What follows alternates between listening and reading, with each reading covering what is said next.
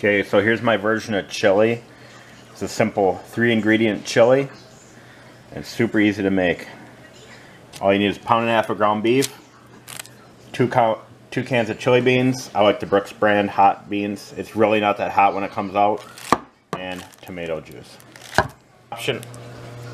This step is optional. I like to add a little bit of onion. Some people like to add a little bit of onion and celery to it.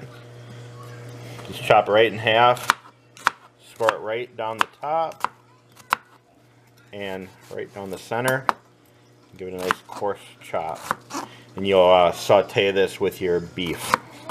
Okay, we're browning the meat and the onions over medium-high heat. I don't like to salt at this point because the tomato juice and the beans generally have salt in them. And once you put salt in, you can't take it out.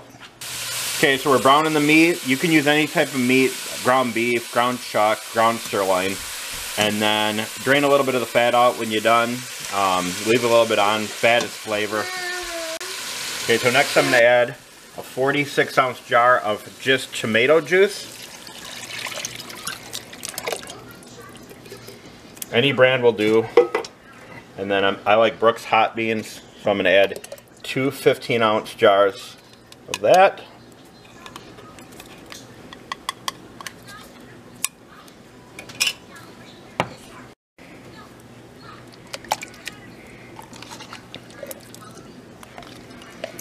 And these have the sauce in them already, and they will thicken up the whole chili.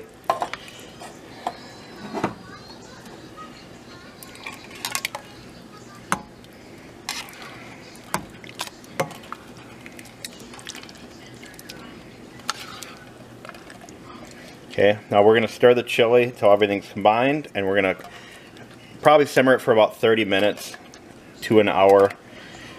Great thing about chili is it's better the next day after it thickens up.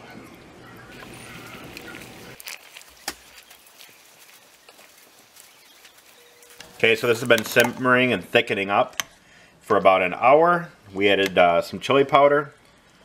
There's no rules about how much or how little to add, just add it to taste. And then we love the taste of this after it sits in the fridge for a day, and it's better for lunch the next day because everything thickens up and all the flavors meld together. So we're going to enjoy it with maybe a little bit of cheese or sour cream on top. But thank you for watching and have a good day.